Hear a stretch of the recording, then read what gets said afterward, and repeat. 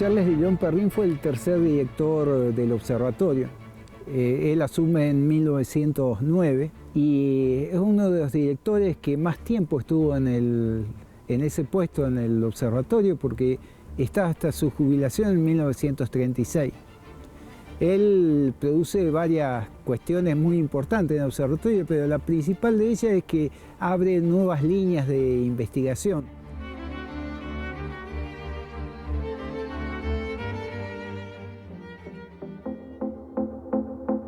Charles Perrin dejó una marca indeleble en el Observatorio Nacional Argentino, marcando un punto de inflexión en la astronomía argentina a partir del siglo XX. Será recordado como un pilar en la historia de la astronomía que continúa inspirando a generaciones de astrónomos y astrónomas.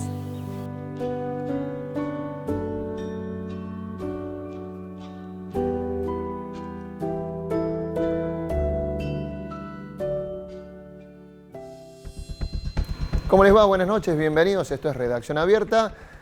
Hoy programa especial, podríamos decir, bajamos el pie porque siempre venimos hablando de elecciones, actualidad y demás. Bueno, hoy vamos a reflejar el gran y hermoso laburo que han hecho compañeros de los SRT, del Observatorio Astronómico Córdoba, de la Universidad Nacional. La verdad, una producción impresionante que tiene documental, que tiene un poco de ficción, que tiene muy buenos actores también, y que tiene un contenido muy interesante, que es sobre este señor que veían ahí, el visionario cósmico, el precursor o quien dio los pasos más grandes en la astrofísica en nuestro país y que fue durante muchos años director del Observatorio Astronómico Córdoba. En aquel momento creo que se llamaba de otra manera, por eso les voy a preguntar a quienes están aquí, para eso han venido a hablar, parte del equipo realizador, las autoridades del Observatorio Astronómico Córdoba. Por un lado, Mercedes Gómez, que es doctora en astronomía y actual directora junto con Andrea Ahumada, bien lo digo. Primeras directoras mujeres en 152 años de vida del observatorio, ¿es así? ¿Cómo andamos, Mercedes? Buenas noches. Buenas tardes, buenas noches. Gracias sí, por así, venir. Sí. Gracias a ustedes por la invitación. Sí, es así. Somos las primeras directoras del Observatorio Astronómico de Córdoba y comenzamos a hacerlo justamente cuando el observatorio cumplió sus 150 años de vida. Bueno, lindo para redondear el número. Vicky Rubinstein, coordinadora de comunicación del observatorio. ¿Cómo estamos, Vicky? Gracias. Bien, Martín. No, por favor, gracias por invitarnos. Muy felices de poder presentar este trabajo. Fer González, que es parte del equipo, una de las representantes del equipo de los SRT que laburan en esto. Fer, ¿cómo andamos? ¿Cómo ya nos vimos, esto es saludo formal, ya nos vimos toda la tarde. Ya nos vimos en la redacción. Ya compartimos mate y todo. Estuve trabajando, estuvo Patricia Jalil, que ya la vieron allí también en la conducción, y un gran equipo, Matías Agmentis en la edición, la gente de arte y diseño, bueno, y todos los trabajadores de los SRT que en esta segunda oportunidad, porque ya hicimos un primer documental con el Observatorio Astronómico de Córdoba, siempre estamos allí tratando de dar lo mejor, tanto en lo tecnológico como en lo periodístico, así que sumándonos. Bueno, empiezo por vos porque fue como una especie, o por Vicky, digamos, también, porque fue como una especie de inquietud de decir, bueno, ¿de dónde surge esta idea? Hay como un punto de partida que son los familiares del propio Perrin. Así es, tal cual. En cuanto a este documental, porque el punto de partida de la coproducción entre Canal 10, los SRT y el Observatorio comenzó el año pasado con los 80 años de la Estación Astrofísica de Bosque Alegre. Pero en cuanto a esta iniciativa, hace unos meses tuvimos la visita de los familiares de Charles Perrin al observatorio que vinieron a hacer una donación de sus últimos bienes que habían quedado y que van a formar parte del legado del Museo del Observatorio Astronómico de Córdoba. Y en esa instancia ¿A dónde están viviendo los familiares de Perrin? Los pocos que quedan, hay algunos viviendo en el interior de Córdoba y otros en Estados Unidos. Bien. Porque él era originario de allá, de Estados Unidos. Él había nacido en Estados Unidos cuando se vino a trabajar acá, luego se vino a trabajar acá a Córdoba. Bien, y ya contaban con algo en el Museo del Observatorio, pero es la nieta, creo, la que habla en el documental, es la que viene y dona más cosas, digamos, visita Córdoba. Así es, habían quedado algunas cosas que ella encontró en su casa y decide hacer esta donación, que es muy importante para preservar y este tipo de legados, ¿no?, que tienen que ver con la preservación de la ciencia argentina. Y cuando pasaste el dato, dijeron, bueno, acá hay que hacer algo, Fer, ¿o no? Y sí, porque ya conocíamos un poco, porque hay que decir que Charles Perrin es quien ideó, quien hizo el proyecto nada más ni menos que de la Estación Astrofísica de Bosque Alegre. Entonces, cuando nos enteramos de todo esto, era como que las piezas se iban juntando. Habíamos hecho ya Testigo del Universo, que es justamente por los 80 años de la Estación Astrofísica de Bosque Alegre, y ahora teníamos a quien lo había generado, quien había cumplido ese gran sueño. Así que bueno, era contar la historia ahora de él, pero atención también, porque vamos a contar una historia con perspectiva de género, porque las mujeres, como vos decías, bueno, las directoras que 150 años después... 150 años después, que es la primera vez que tiene autoridades mujeres. Pero las mujeres ya tenían protagonismo, claro, en esa época. Lo que pasa es que como en muchas situaciones no estaban presentes o no estaban en el foco. Así que en este trabajo también nos tomamos ese trabajo de recuperar esas vidas, esos grandes aportes a la ciencia de la astronomía. ¿Por qué es importante, Perrin, para la vida del observatorio, Mercedes? Para la vida del observatorio y para el desarrollo de la astronomía en nuestro país. Si nos ubicamos históricamente, el observatorio comienza en 1871 y en aquel momento el interés de la astronomía era buscar las posiciones en el cielo de los objetos celestes. Pasado 30, 40 años, ya habíamos catalogado todos los objetos, pero sin embargo no sabíamos si eran estrellas, si eran planetas, si eran estrellas, si se parecían al Sol o si eran diferentes del Sol, si eran estrellas que recién habían nacido o estrellas que estaban muriendo. Entonces había una necesidad de estudiar físicamente a esos astros, es decir, recibir la radiación, descomponerla y entender de qué y cómo estaban hechos esos objetos celestes. Y eso es lo que Perrin viene a traer al observatorio y a la astronomía argentina. ¿Por qué a ver, una persona que estaba en California, creo que era? Sí, en California, el observatorio de Lick en California. Sí, estás hablando de principio del siglo, no estás hablando de ahora, digamos, 1909. 1909, digamos. ¿Por qué alguien se viene directo a trabajar aquí, a Córdoba, a nuestra provincia, a un observatorio que era cómo y de qué manera en ese momento? Bueno, siempre tenemos el problema que desde el hemisferio norte no podemos observar el hemisferio sur. Y hay objetos celestes que son prácticamente exclusivos nuestros, como por ejemplo el centro de la Vía Láctea, se ve muy bien desde el hemisferio sur, no desde el hemisferio norte. Las galaxias vecinas a la nuestra, lo que nosotros llamamos las nubes de Magallanes, la mayor y la menor. Entonces había una necesidad de explorar el cielo del sur. Esa fue la primera razón por la cual se establece el Observatorio de Córdoba y el primer director viene allá por 1871 a Córdoba, también llegado de Estados Unidos, de otro lugar, de la zona de Harvard más bien, ¿no? Pero bueno... a la llegada de Perrin había tenido 2 directores el observatorio. Claro, eres el tercer director y sigue este interés por conocer el cielo del sur. Tal es así que eso también es una historia reciente, eso impulsa a que Europa establezca sus grandes telescopios en Chile, que Estados Unidos tenga telescopios, que existan consorcios internacionales en el sur para poder estudiar el hemisferio sur, los cielos del sur, que no son accesibles desde el hemisferio norte. O sea, no podemos en ninguna época del año observar los mismos objetos del hemisferio norte que del hemisferio sur. Entonces, hay objetos celestes muy importantes para la comprensión del universo o de nuestra galaxia, como el centro de la galaxia, como la Vía Láctea, o como las galaxias vecinas, las nubes de Magallanes, que se pueden estudiar desde estas latitudes geográficas y no de las del norte. Claro, y un punto también muy importante que vamos a aprovechar que están aquí las expertas, que vale la pena hacer la distinción, que es la astronomía y la astrofísica, ¿no? Porque ese es el punto del quiebre y la importancia de Charles Perrin. También por eso, como yo les decía, la primera parte, los primeros años, los primeros 30 años del observatorio, era buscar la coordenada de los objetos celestes. Pero no sabíamos qué eran esos objetos, eran puntos brillantes en el cielo con determinada posición celeste.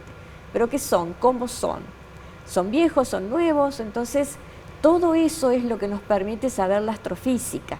Es esta nueva rama de la astronomía que en aquellos años estaba dando sus primeros pasos, que hoy está ampliamente desarrollada y que prácticamente ha permitido el desarrollo de toda la astronomía en Argentina, no solamente en Córdoba, sino en La Plata, en San Juan, en todas partes del país. Fueron reflejando en este docu un poco, a través de Perrin, lo que fue el Observatorio Astronómico Córdoba, la importancia que tuvo acá, lo que dice Fer, este cambio, digamos, de la astronomía al desarrollo de la astrofísica y también el desarrollo de Bosque Alegre, que ya se habían ocupado un poco, pero vuelve a estar presente en el documental, Vicky. Tal cual, Perrin, a partir de esta necesidad de mirar los objetos de otra manera, como cuenta Mercedes, sueña con tener un lugar para hacer observaciones más profundas en el universo lejano y decide construir y traer este instrumento tan grande conocido como el monstruo, este telescopio de 1,54 m para poder hacer grandes observaciones desde el hemisferio sur. Perrin, como contaban recién, fue el tercer director. Ese es el que está en Bosque Alegre. En Bosque Alegre, tal cual. Mientras tanto, él fue trabajando con otros telescopios, al que ahora le llamamos telescopio Perrin, eso también aparece en el documental, que ha sido un telescopio con el que se han realizado muchísimos trabajos y el cual sigue en funcionamiento en la Estación Astrofísica de Bosque Alegre, y hasta hace poquito estuvo participando, por ejemplo, de una investigación internacional como la contraparte óptica de lo que fue las ondas gravitacionales. Así que todo lo que se hizo en esa época sigue trabajando y sigue teniendo frutos en la actualidad. Fer.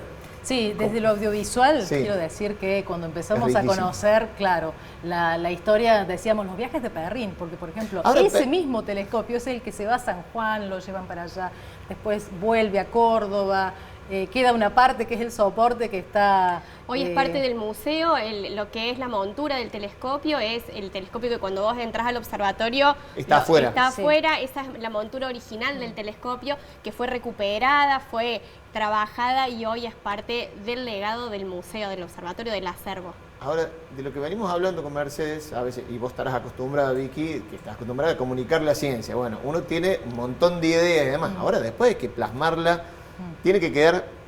Yo estuve, obviamente que ya lo vi, digamos, los televidentes lo van a ver ahora, pero yo ya lo vi y la verdad que es muy dinámico, es muy lindo laburo porque va mezclando la ficción, el docu, pero es un desafío, claro, ¿no? Hay que contar la historia y a su vez hacerla atractiva desde lo televisivo, porque hay que decir que este material va a quedar a disposición tanto en YouTube como también en el Observatorio Astronómico de Córdoba para que muchos chicos que van puedan conocer la historia y que sea contada de forma ágil, entretenida, así que había que hacer teatralización. En un momento dijimos, hay fotos de archivo, ahí estamos viendo. Este es el tráiler, pero tenemos el backstage, digamos, porque hay un material generado con el backstage. Pero en ese caso había una mujer que tenía que tener un cuerpo y me tocó hacer la representación, ¿no? Estás representando las dos astrónomas que vienen a trabajar acá a Córdoba en 1913. Sí, porque no había una sola. Ya representar a dos es mucho. Ella está representando... ¿Y por qué no estuviste vos, Vicky, ahí en la ficción? Bueno, ahí estuvimos siguiendo cuando llegaron los familiares de Charles Perrin, porque a su vez hay que decir que dejamos algo marcado en la historia, ¿no? Se identificó la tumba donde estaba, que no estaba, no tenía una placa. Había una especie de desconocimiento de bien cuál era la tumba del doctor Perrin. ¿En qué cementerio? En el cementerio de los disidentes, que se llamaban en aquel momento, porque claro, él no es de católico, entonces está en el San Jerónimo, en el que está al lado, en el entonces cementerio de los disidentes. No estaba identificada la tumba, y entonces tuvimos que hacer un trabajo con la familia, con los registros del cementerio, idas y venidas, hasta poder identificarla, y entonces pusimos una placa, y ahora es fácil encontrar la tumba. Y bueno, los familiares estuvieron muy emocionados por este hecho. Vino la nieta, el bisnieto y el tartaranieto. O sea, tuvimos 3 generaciones de la familia Perrin ese día que nos visitaron en el observatorio. Claro, ahí tenés la parte bien real, sumada a la teatralización. Es decir, que es un documental que es muy rico, ¿no? En cuanto a los materiales, a la historia y a la forma de mostrarlo. Bueno, también con la música, generar climas. Por momentos, cuando uno lo va viendo, es como que se mete en la historia, ¿no? Ven lo hermoso del edificio del Observatorio Astronómico de Córdoba, que está intacto y que era la escenografía ideal como para hacer esa recreación, así que creo que lo van a disfrutar. Te traslada el edificio del observatorio. A ver, cordobés que no lo conozca, la verdad, lléguese porque es un lugar hermoso. el edificio, el parque y todo lo que hay ahí, todo lo que se contiene en el museo de adentro. Sí, ¿viste, realmente, ¿no? Es una suerte que tengamos eso en Córdoba. Y en cuanto al audiovisual, quiero rescatar la rigurosidad científica con la que se trabaja en la comunicación de la ciencia de estos productos, tanto como lo fue en el documental de Testigo del Universo como en este. A no errarle en los conceptos, a no equivocarnos en la foto que ponemos en el momento en el que hablamos de un tipo de galaxia o de un tipo de visualización en el universo, la rigurosidad científica con la que manejamos esta comunicación, ¿no? Uno dice, hace un documental que tiene como propósito comunicar ciencia y bueno, tiene que ser muy riguroso y gracias a Santiago Pablo Antonio, a Martín Leiva y a las personas del observatorio que nos acompañaron en este proceso para que justamente no nos equivocáramos y comunicáramos como tenía que ser. Sí, la verdad, dato más que interesante. Bueno, de lo que estuve viendo un poco, a ver, dividió más o menos en 6 partes, dura cerca de media hora. ¿Qué es lo que vamos a pasar? Les insistimos, a partir de las 20:30 aproximadamente, acá en Redacción Abierta, nosotros nos vamos y los dejamos con este hermoso documental hasta el final del programa. Tiene 6 partes que, obviamente, el primero referido directamente a Perrin, el señor de los cometas. Es así, digamos, como que ¿Cómo fueron haciendo esas 6 partes para dividirlo? Porque rescatan también las mujeres en la astronomía argentina, los viajes del telescopio, como dijiste, Fer. El legado. Bueno, lo pensamos también para poder después presentarlo en redes sociales, por eso se divide en 6 cápsulas que son independientes, que se pueden ver o tratar en forma independiente, pero conforman este gran documental. Por eso la división y también como para hacer una guía de lo que queríamos contar y cómo lo mostramos. Bueno, ahí recién decíamos, hay 2 mujeres dirigiendo el Observatorio Astronómico de Córdoba ahora. En ese momento no se llamaba, se llamaba... Observatorio Nacional Argentino. Era Observatorio Nacional. Eso fue el nombre que claro, le dio Sarmiento cuando lo fundó, y ese nombre conservó hasta el año 1954, en que pasó a depender de la Universidad Nacional de Córdoba y entonces ahí adquiere su nombre actual, Observatorio Astronómico de la Universidad Nacional de Córdoba. Bueno, recién decíamos que en una de las acciones que se ficcionalizaron en el documental estaba Fer actuando, haciendo de una de las astrónomas. Cuénteme un poquito esa historia porque es interesante lo que este director propone, que es que empiecen a trabajar mujeres a las que se habían recibido, pero que les costaba mucho laburar, ¿no? Esther Glancy se había recibido en Estados Unidos y no conseguía trabajo, muy probablemente por ser mujer, y entonces Perrin le ofrece la oportunidad de venir a trabajar a Córdoba, no tan solo como una anotadora o una secretaria, sino como astrónoma, investigadora. Claro. Y entonces decide venirse y empiezan a hacer trabajos muy importantes junto a Perrin. Entonces ahí es cuando decimos que Perrin abrió las puertas a lo que es las mujeres en el observatorio. Hay otro, eso es 1913, ¿no? Una de ellas decían se queda pocos meses, la otra, digamos... No se adaptó y se volvió. Bien. Debe haber sido muy difícil. Era difícil, claro. Mira, acá en Córdoba también. Vos pensás que en ese momento el observatorio quedaba muy alejado de la ciudad. No es lo que es ahora, que parece que está al toque. Está al toque del centro, teníamos la cañada al medio, que le llamaban el Cañadón, con lo cual cruzar desde lo que era la manzana jesuítica y el centro histórico hacia el observatorio representaba todo un desafío. Se andaba a caballo. La época era totalmente distinta a lo que es hoy. Era un espacio que se había elegido especialmente porque no tenía contaminación lumínica, con lo cual la perspectiva de lo que puede haber sido en 1913 para estas mujeres encontrarse en esa situación hay que pensarlo, ¿no? Y además trabajando en un ambiente totalmente masculinizado, ¿no? Muy pocas y no sabemos si hablaban solamente inglés o si se adaptaron al castellano, ¿no? Totalmente. Bueno, ahí... ¿Querías decir algo sobre ellas? Porque ahora también hay 2 mujeres conduciendo el observatorio, 152 años después. No, digo, voy anotando de las cápsulas que tenían preparadas, los viajes del telescopio. Eso, cuénteme un poquito de eso. Spoileamos un poco del capítulo, después lo verán ustedes. Sí, este telescopio que hizo Perrin mientras se construía la Estación Astrofísica de Bosque Alegre fue un telescopio con el que se hicieron distintas investigaciones. Este telescopio luego estuvo en concesión en el Leoncito, en San Juan, donde también se realizaron investigaciones, por eso le llamábamos los viajes de Perrin. Y finalmente termina hace unos años en la Estación Astrofísica de Bosque Alegre, en la cúpula secundaria. Y sigue operativo, como te mencionaba recién, participando de algunas investigaciones internacionales y otras nacionales.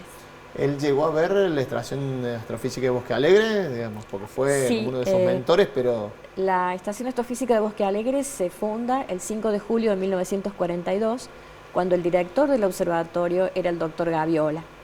En realidad, esto es el sueño, la Estación Astrofísica de Bosque Alegre es el sueño de Perrin, pero que al momento de inaugurarse, si bien él estaba con vida, ya era una persona muy mayor y la dirección del observatorio ya había estado desde hacía 2 o 3 años en manos de Gaviola. Gaviola también fue fundamental para Bosque Alegre porque fue el que en realidad talló el espejo, es decir, incluso el espejo fue mandado a Estados Unidos para que lo pulieran. Y al no avanzar este proyecto, el propio Gaviola viaja a Estados Unidos y él desarrolla un método para hacerlo. Lo implementa en Estados Unidos y trae el espejo pulido y aluminizado a Bosque Alegre y lo ponen en el telescopio y comienza a producir ciencia. Pero le tomó a Perrin todo su directorio, toda su dirección, que fue más de 25 años, 27 años, el construir la Estación Astrofísica de Bosque Alegre, el poner los primeros cimientos, la armadura del telescopio, todo el soporte del telescopio, pero el espejo en sí no estaba listo. Y tiene que llegar Gaviola para que eso se concretara. Así que Bosque Alegre se lo debemos a los dos, a Perrin y a Gaviola. Nos vamos a ir a la primera pausa, en realidad la única pausa que vamos a tener hoy en Redacción Abierta. A la vuelta seguimos hablando, vamos a repasar un poco la ficha técnica para también tener en cuenta toda la gente que trabajó por parte del Observatorio de los SRT de la Universidad Nacional de Córdoba.